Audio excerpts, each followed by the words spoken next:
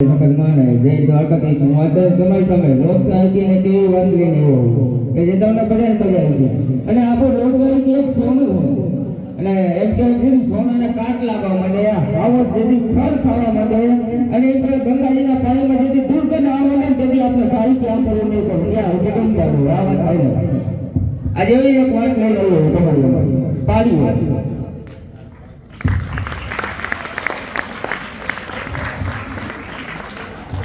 ये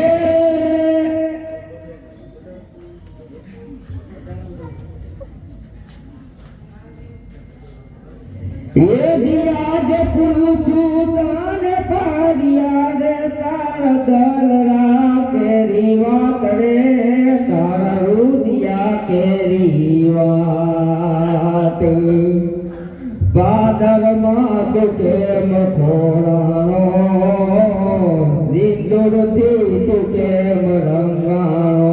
એ પાડિયા બાપ તું જવાબ દે કાંઈ તું પાડિયા કેમ જોઈ દે તને પાદામાં કોણ છોડી ગયું તને સિંદૂર કોણ નથી ગઈ તો કે બાપ.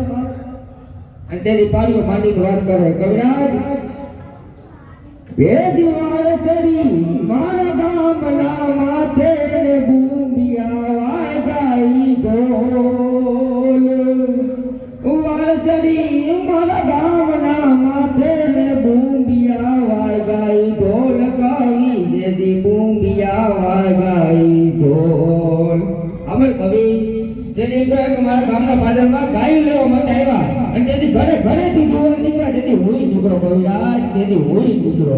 અને જેથી મારા પેલા ઓર મારા બાપના પગે લાગવા ગયો અને મેં કીધું કે બાપુજી હું ઇન્દ્ર રણમેદાનની માલ પર જાઉં. આશી વાત છે બેટા, મારું નામ ઊંચું કરી નાખ્યો. બેટો બાપ તારે ચીલે ચાલે નહીં દોડી જડીની કાઉ જણીને વેગું લાગે વેગડા. અને એમ તો આ કે ઉતાવળો બીજા એની જનતાના પગે લાગવા ગયો બીજા ઓરડાની બાલિકા એટલે એની જનતાને કે માં હું રણમેદાનની માલ પર જાઉં. અને તેની જનતા એમ કે આશીર્વાદ છે બેટા બહુ ધાવા ઊંચું કરીને આવજો. અને એમ કહેવાય કે એને માના સુગંધ લઈ અને ઉતાવળો હાલવા ગયો ત્યાં એના બેનમાં આવો રોકા અને બેનભાઈ એમ કીધું કે ભાઈ ઉતાવળો કેમ? અને ઉતાવળો કેમ કે રાજપૂત જવાબ આપે કે બેન હું ધર્મના ઢીંગાને જાઉં છું, ગાયું વાળી જાય અધર્મ્યો વિધર્મ્યો ગાયું વાળી વાળવા. અને તે એમ કહેવાય કે એની બેન કે ભાઈ મંડપમાં મારે જવું તો હોમવા માટે વહેલા આવજો. અને એમ કહેવાય કે ઓળું મોટી આવી રાજપૂતાની એમ થયું કે બધા કે તો મારે કંઈક કહેવાની ફરજ આવે. અને એમ કહેવાય કે તેની રાજપૂતાની કહે એમ કહેવાય કે ઘોડાની લગામ પકડી કે ઠાકોર નર્મદાની માલમાં જાઓ તો કે હા. તો મને એમ કે બાપુજી એમ કીધું ને કે મારું નામ ઉજળું કરી નાખજો તો કે હા. અને માએ એમ કીધું ને કે મારું ધાવણ ઉજળું કરી નાખજો તો કે હા. અને મને એમ છે કે બેનભાઈ એમ કીધું કે મારું નવતર રમવા માટે વહેલા આવજો તો કે હા. ઠાકોર રાજપૂત યુવાન ઉતારી હટાવ ના હું અને હું તને એમ કહું કે બધાએ તેને પાછું આવવાનું કીધું હોય પણ હું તારી હટાવ તને એમ કહું છું કે હું તો તને મળવાની પણ છૂટા પોરવાની કે તારી બાલી પાસે. આ મોટી વાત છે. અને કીધું કાતો મારજો અને કાતો મારજો અને પીયું પીચમાં દેજો લગાર એ નહીં તો મારી ચાલી મેરા બોલશે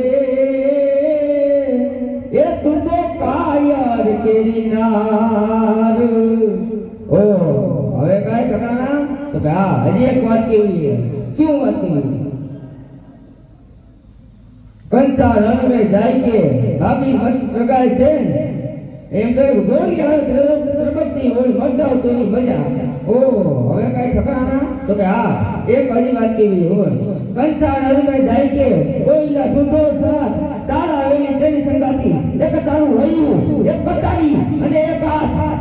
ઓ હવે કાઈ ઠકરાના તો હા હજી એક વાત કેવી શું વાત કેવી કે કંચા રણ મે જાય કે ભાગી મત લજન છે ભાગી પાછો આય તો તું ભા ને હું બેન આ વાત કરી પણ સાહેબ ક્યાં વાત હોય જો કંચા રણ માં કે રણમેદાનમાંથી એકદમ ગળો પાછો આવ્યો તો તારા દુઃખના તારા મારા પતિના સંબંધ પૂરા થાય અને તારા દુઃખના ના લેવા પડે એટલું તું ધ્યાન રાખજે.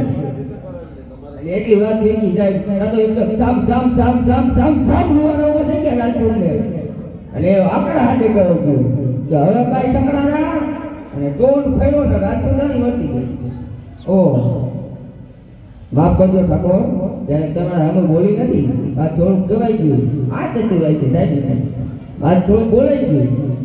તમે રજા દેતા હોય તો એક વાત કેવી? શું વાત છે? શું વાત કેવી? અને કીધું ત્યારે રાજપૂતાણી કે શીખ રાજી હોય તો મેં બી ચલું તુમ સાથ. તમારી રજા વગર મારાથી ઉમરો ઓળાગે નહીં. શીખ રાજી હોય તો मैं भी चलूं तुम साथ और दुश्मन की देख ले तो मेरा हाथ इनके दुश्मन पर मारे जो झोपड़ा इनके तलवारों ना झपटू लेती है. अरे तेरी आ देश में युवान बोलो है, छतरी बच्चों बोलो है कि ना ठकराना તમારે એમ કોઈ કાવાની જરૂર નથી. કા મરતા કા મારતા કા રણ રહી જા મને કાળે ગયો કામની હવે સંગ્રહ કીશો આય. ઓહો અને એક કહેવાય કે મારી ઘોડી ઉતાવળી થાય યાર, રણમેદાનની માલ પર જવા એક ઉતાવળ થાય છે. અને તેની જે છત્રી વચ્ચે હોય રાજપૂતે કીધું કે ઠકરાણા તમે તમારું ધ્યાન રાખજો. આ વાત છે મુદ્દાની કે ઠકરાણા તમે તમારું ધ્યાન રાખજો. આ ઠકોર હું મારો ધર્મ જાળવી લેતું. અને બીજી વાર કીધું ઠકરાણા તમે તમારું ધ્યાન રાખજો. તો આ ઠકોર હું મારો ધર્મ જાળવી લેતું. અને ત્રીજી વાર જ્યારે એમ કહેવાય એને કીધું કે ઠકરાણા તમે તમારું ધ્યાન રાખજો. અને એમ કહેવાય કે તેની રાજપૂતાણીએ આ ભારતીય સ્ત્રી એને જવાબ નથી આપ્યો. અને કીધું દાસી એક તલવાર પડી લઈ આવો ને. શું કર્યું બા? તલવાર પડી લઈ આવો ને તમે. શું કર્યું બા તમારે? તલવાર પડી લઈ આવો ને. મારું મસ્તક આ એમ કહે કે રાજપૂતને આપી ગયો, એનો જીવ મારામાં હે. દીકારો કરી લે સાહેબ, આ દેશનો યુવાની પર દીકારો કરી એનો જીવ મારામાં હે. અને ઓહો અને એમ કહેવાય કે તલવાર એને એમ કે દાસી આપી. અને તલવાર એટલે કેવી તલવાર છે? કદાચ એને તલવાર રાખી હોય અને એક રૂની વાંચ હોય, કદાચ તલવાર ઉપર બેઠી ફૂંક મારતો રૂના બે કટકા થઈ જાય એવી તીખી તલવાર. અને કચરો ફૂંક કરતી મસ્ત ઉતારી રાજપૂતાની અને ઠારમાં ઢાંકી. અને એમ કહેવાય કે જે દાસી હતી અને એને કીધું રાજપૂતને કે રે રાજપૂત આ ઠકરાણાની બેન. અને એમ કહેવાય જ્યાં એમ કહેવાય કપડું ઉચકાવ્યું અને જ્યાં એમ કહેવાય જે ચોટલાની ગાંઠ વાળી ડોકમાં જે રંગમેદાનની મારી પાસે જેવો હતો એ ચંદાવત હતો. અને જે મસ્તક જેને હતા એ હાડી રાણી હતા. અને એમ કહેવાય કે જેથી રણમેદાનની મારી પાસે જેવો પકડતે ધુમા પાડી ઘોડ લઈ નીકળી. અને એમ કહેવાય કે બરોબર ગામના પાદર પહોંચી અને કીધું એક આટલા ઓઢાની દીકરી હાલી પહોંચી અને આ વાત આગળ કર્યો જેમ વરુણીએ નવભાઈને હાથ કર્યો એ રીતે આડો નહીં ઘોડ લઈ ઉભી ગયું. અને કીધું અટિયામાં મારું મોડું થઈ જાય. ના નહીં હતી અટિયામાં મારું મોડું થઈ જાય. કામ છે કઈ? આ કામ છે તો એ તો ઊભી હું. શું કામ છે તારે બેટા? તમે રણમેદાનની મારી પાસે જાઓ છો? તો કે હા. તો પાછા આવો ને ત્યાં દુશ્મનનું માથું લેતા આવ્યો. કારણ તમે આ છે ને 6 બેનું અમારે ઢીંગી પહોંચીએ તો મેં અમારે ઢીંગલા ઉપર ચડાવ્યું. હા અને તેથી ખર દાંત કાઢીને છત્રી વચ્ચે એટલું બોલ્યો હતો કે બેટા જીવતો હોય તો લેતો આવી, બાકી કોકની આને મોકલાવી દે. બાકી એમ કહેવાય કે જ્યાં સુધી તારા જેવી દીકરીઓ 8-10 વર્ષની દીકરીઓ એમ કે દુશ્મનના માથા આવે એમ કે ઢીંગા પોટલા પર ચડાય છે ત્યાં સુધી મારી દેશની સંસ્કૃતિનો વાળ વાંકો નહીં થાય. આ મોટી વાત છે. અદ્ભુત કહ્યું સાહેબ. અને એમ કહેવાય કે ત્યાંથી બોલને નીકળી. કઈ રીતે નીકળી? અને હવે પાણી ઉપયોગ જવાબ આપે કહું જાય એ દિવાળ ચડી મારા ગામના માથે ને ભૂમિયા વાગાઈ ઢોલ કાવી જેદી ભૂમિયા વાગાઈ ઢોલ ખાંડા નાઈ ખેલ ખેલાણા એથી અમે આય ખોરાણા. ખાંડા નાઈ ખેલ ખેલાણા તેથી અમે આય ખોરાણા. અમે કવિરાજ હું એક કીર્તિ ઘોડો નીકળું તને કહી દીધું. હવે તારે સાંભળવું છું કે સીધું કઈ રીતે રંગાણો. હવે એ સાંભળી હવે જાદુ એ મને પૂછ મારે કવિ કરવા દે વિશ્રામ રે.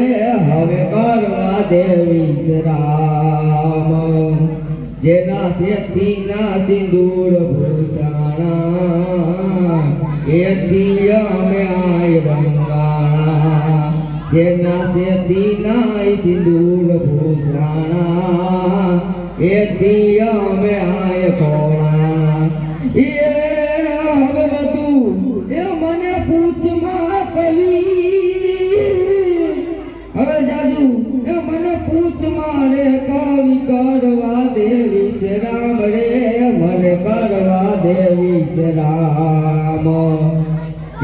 સેથી ના સિંદૂર ભૂષાણા એથી અમે આય રંગાણા સેથી ના સિંદૂર ભૂષાણા એથી અમે આય રંગાણા સાંભળો કે જ્યાં સુધી આવા પાડી આપણા ગામમાં આપણા હિમાળે બેઠા હોય ત્યાં સુધી આપણા ગામમાં કે આપણા હિમાળામાં કોઈ ના જોવે કે ભલા આપણા આવા ઉજ્જવળ ઇતિહાસ હોય અને જ્યાં સુધી માણસ તમારે બકા આવા ઇતિહાસો અને આવી વાતો આપણે જ્યાં સુધી સાંભળતા રહેવું ત્યાં સુધી આપણી સંસ્કૃતિનો વાર વાકો નહીં થાય અને અહીંયા હું મારી વાણીનો વિરામ આપું અસ્તુ